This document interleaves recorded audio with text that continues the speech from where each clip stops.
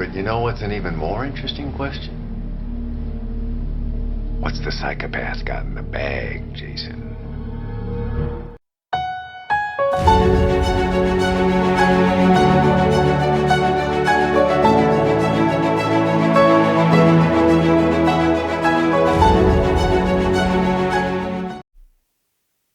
Welcome to the Cinema Gold Show. I'm your host, Larry Ellis, and on today's episode, we continue our series, Unsubs, a Criminal Minds Rewatch, with our review of Season 2. But first, this episode is sponsored by Good Ranchers. If you're anything like me, you know that good quality meat makes all the difference in your home-cooked meals. That's why I love Good Ranchers. They deliver 100% American premium meat straight to my doorstep. Since I started using them, my barbecues have gone from great to phenomenal. If you're a foodie or just like a good steak, check out Good Ranchers. It's a game changer for meal times. You can use the link in the description and help support the channel. Before we dive into today's episode, we'd like to remind you can find us on Facebook, Twitter, Instagram, and TikTok. Just search the Cinema Gold Show. And as always, give us a thumbs up if you like our video, subscribe to the channel, hit that bell notification button to be notified of future videos. Without further ado, let's dive into Season 2. Since its premiere, Criminal Minds has hooked audiences with its sterling exploration of the criminal mind. Season 2, which aired from 2006 to 2007, lived up to, and for some fans, surpassed the expectations set by the debut season. Let's delve into this season, dissect its strengths, address its criticisms, and look at the memorable moments that kept fans glued to their screens. One of the hallmarks of any successful series is the balance between gripping episodic storylines and sustained character arcs. Criminal Minds Season 2 is exemplary in this respect, taking us on a journey that not only delves deep into the minds of criminals, but also the personal struggles and triumphs of the BAU team. Starting off, let's dive into Dr. Spencer Reid, perhaps one of the most nuanced characters on the show. Dr. Reid, portrayed with an unmatched sensitivity by Matthew Gray Gubler, sees significant character growth in the season. The exploration of his mother's schizophrenia offers a raw insight into the challenges of living with and loving someone with a mental illness. This personal story arc is cleverly juxtaposed against Reid's encyclopedic knowledge and his own fears of inheriting the condition. His kidnapping and revelations was not only a turning point for the character, but for the season as a whole. Here we see a vulnerable, tortured Reid breaking away from his usual composed demeanor. Gubler's portrayal of pain, fear, and resilience had fans at the edge of their seats and added layers of complexity to his character. Next up, we got Agent Jason Gideon. The aftermath of the Season 1 finale lingers heavily on Gideon, played by Mandy Patinkin. Season 2 peels back the layers of this season profiler, revealing a man haunted by his choices and their consequences. Gideon's internal battles serve as a poignant reminder of the psychological toll the job can take, even on the most experienced. His character becomes a mirror reflecting the dangers of getting too involved, blurring the lines between personal emotions and professional duties. Next, we got Derek Morgan. While primarily seen as the confident, assertive, physically strong agent in Season 1, Season 2 introduces fans to a more vulnerable side of Morgan. The episode Profiler Profiled is particularly noteworthy. It dives into Morgan's past, revealing childhood trauma that he suppressed for years. The story not only adds depth to his character, but also challenges the stereotypical portrayal of masculinity on television. His interactions with his family, and particularly with his mother, offer a softer side to Morgan, which contrasts beautifully with his BAU persona. And now, of course, our newest character, Emily Prentice. With Elle Greenaway's departure, there was a gap to be filled in the BAU team. Enter Agent Emily Prentice, played by Paget Brewster. Initially met with skepticism both within the BAU and among fans, her character quickly proved her mettle. Prentice's backstory, her diplomat mother, and her struggles to step out of her mother's shadow and prove herself in the male-dominated world of the FBI, added layers to her character and to the team's dynamic. Season 2 of Criminal Minds saw a masterful combination of thrilling cases and stirring personal stories. So, Join us now as we dive into some episodes that, due to their intricate plots, character development, and unforgettable moments, truly stood out.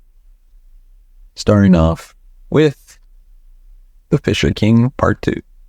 This episode serves as a resolution to the suspense-laden cliffhanger of the end of Season 1. The team races against time to save one of their own, simultaneously deciphering the clues left behind by a twisted adversary. The narrative masterfully interweaves elements of Arthurian legends, challenging both the BAU and viewers to consider the dual nature of heroism and villainy. Next up, Revelations, a standout episode, not only of the season, but possibly the entire series. But we'll determine that at the end of the series.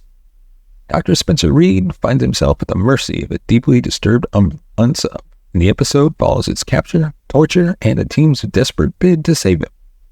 The episode is a testament to Matthew Gray Gubler's extraordinary acting prowess, depicting Reed's vulnerability, intelligence, and resilience in the face of unimaginable trauma. Next up, Profiler Profiled. This episode offers an in-depth look at Derek Morgan's past, shining a light on a deeply traumatic childhood event. A poignant reminder that even those who seem the strongest carry hidden wounds. Morgan's confrontation with his past and the eventual support from his team showcases the profound bonds within the BAU. Number 4, Distress. This episode is chilling in its portrayal of an unsub preying on the homeless in Houston. The episode becomes even more harrowing with the realization that the killer is a war veteran suffering from PTSD. This episode stands out for its exploration of the aftermath of war on soldiers' psyches and its implication in their actions post-combat. Number 5, The Boogeyman. Set in a small town, this episode explores the horror of child murders unraveling in a manner reminiscent of classic horror movies. What makes this episode particularly gripping is the unexpected reveal of the murderer's identity and the profound questions it poses about the nature of evil and its inception. Next, at number 6, Jones, a sequel to the Season 1 episode The Big Game. This episode sees the BAU team in New Orleans hunting down a serial killer with a signature that dates back to Jack the Ripper. The rich history of New Orleans combined with the grimness of the crimes makes for a haunting episode. Number 7, No Way Out. The BAU confronts Frank, one of the series' most chilling antagonists. The mind games between Gideon and Frank are intense, pushing Gideon's profiling skills to the limit. This episode is a chilling dance between a profiler and a serial killer, raising the stakes for the BAU. The BAU deals with an extensive range of criminals, emphasizing that evil does not fit a singular profile. Season 2 of Criminal Minds particularly exemplifies this diversity, showcasing a vast array of cases that traverse different motives, socioeconomic backgrounds, mental disorders, and geographical settings. This diversity gives an audience not just thrills, but also an opportunity to better understand various facets of criminality. So, first off, we have socioeconomic diversity. Cases in this season spanned a range of socioeconomic backdrops, from crimes rooted in poverty-stricken areas, as seen in Distress. The series underscores the idea that crime knows no socioeconomic bounds. Next up, we have varied motivations. The motives driving the unsubs, or subjects this season, were varied, from religious fervor and vengeance to deep-seated mental disorders and plain sadism. Each episode kept viewers on their toes. For instance, The Last Word, intriguingly, showcased 2 competing serial killers with entirely different motivations, operating in the same city simultaneously, offering a unique exploration of clashing criminal intents. Then we have mental health and disorders.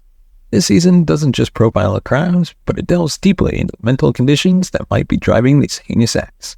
Episode like Revelations introduces viewers to dissociative identity disorder, whereas others hint at severe traumas or deeply rooted psychopathy. Through Reed's own struggles and the team's insights, the series emphasizes that while mental health issues can be linked to certain crimes, they are also broadly misunderstood and need sensitive handling. And then there's cultural and historical references. Season 2 integrates diverse cultural and historical context into its profiling. Like we previously mentioned, Joan stands out for its intertwining the legacy of Jack the Ripper with New Orleans' vibrant history. By doing so, the show conveys that while certain criminal behaviors might be universal, their manifestations can be deeply influenced by cultural and historical backgrounds. Geographical diversity. The BAU doesn't remain confined to one city or state. Their cases have taken them across the country, from Texas and New Orleans to Nevada and beyond. Each location comes with its unique culture and set of challenges, and the BAU adapts to its profiling techniques accordingly. This geographical diversity not only adds dynamism to the series, but also highlights how different environments can influence criminal behaviors. Even as Criminal Minds has been lauded for its engaging narrative, intricate profiling, and character development, it hasn't been without critique. Season 2 in particular drew both applause and criticism in various quarters. And now we're going to discuss some of those criticisms. So starting off, we have handling of sensitive topics. While the series delves into many complex psychological issues and disorders, some viewers and critics have argued that it occasionally oversimplifies or sensationalizes them. For instance, Fear and Loathing dealt with hate crimes, and while it aimed to showcase the grim reality of racially motivated murders, some felt it lacked depth and nuance in its portrayal, bordering on being somewhat heavy-handed. Number 2, character departures and introductions. The transition between characters can be a challenging aspect for any series. The sudden departure of Greenaway left a portion of the fan base discontent, while the introduction of Emily Prentice brought a fresh dynamic to the team. Not everyone took to the change immediately. It's a testament to the character's growth and Paget Brewster's portrayal that Prentice would eventually become a beloved staple. The initial reception was decidedly mixed. 3, over-reliance on shock value. Some episodes, like Revelations, where Dr. Reed is brutally tortured, were seen by a few as veering too much in the territory of shock value. While the episode was gripping and showcased a stellar performance from Matthew, the level of on-screen violence led to discussions about whether the series occasionally prioritized shock over substantive storytelling. Number 4, predictability. Though the series is known for its twists and turns, some viewers felt that certain episodes this season became somewhat formulaic. They argued that the pattern of profiling, chasing red herrings, and last-minute deductions made some plot resolutions predictable. And number 5, character backstories. While diving into character histories like Morgan's childhood and in depth, some critics felt that the show sometimes leaned too heavily into personal tragedies as a narrative device. The constant emphasis on tragic pasts for several main characters raised questions about whether trauma was being overused as a character development tool. So in conclusion, Criminal Minds Season 2 demonstrated the show's ability to captivate audiences with a blend of suspenseful criminal cases and deeply emotionally personal stories. This season showcased the sheer talent of the cast and the showrunner's ability to craft intricate, gripping storylines. While not without its flaws, the season solidified Criminal Minds as a force to be reckoned with in the crime procedural genre. Whether a longtime fan or a newcomer, Season 2 offers a roller coaster of emotions and intellect that few shows can match. So with that, I'm going to rate this season. That's actually tough. It's going to be a 3 out of 5, I believe. It's not the best of the series, but it's not the worst. Let us know your thoughts on Season 2 of Criminal Minds in the comment section below. As always, if you want to support the channel, go ahead and buy us a coffee at buymeacoffee.com/cinemagold. Your support helps the channel grow, upgrade our equipment, bring new hosts, be able to pay them, and hopefully one day take this show on the road. And as always, hit that bell notification button to be notified of future videos. And of course, thank you so much for watching and listening. We will see you next time.